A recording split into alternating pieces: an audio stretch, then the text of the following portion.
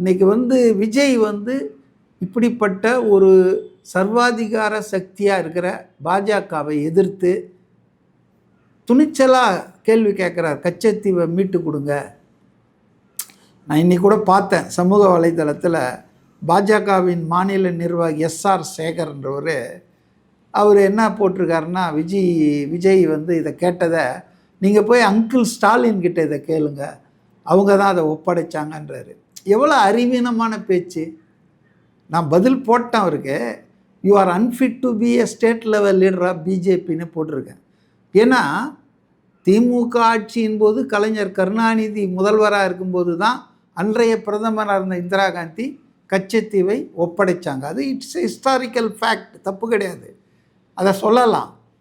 அதுக்கு பதிலாக இந்திரா காந்தி வேறு சில தீவுகளை வாங்கினாங்க ஸ்ட்ராட்டஜிக் ரீசன்ஸ்க்காக.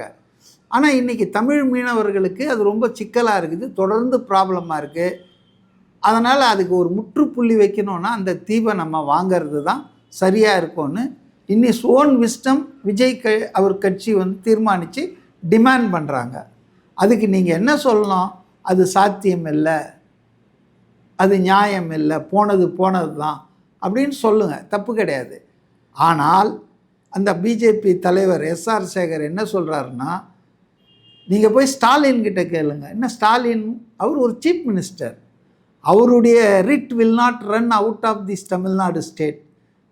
கும்மிடிப்பூண்டியை தாண்டினா ஸ்டாலினுக்கு பவர் கிடையாது இல்லையா? இந்த பக்கம் வாழையாரை தாண்டினா அவருக்கு பவர் கிடையாது.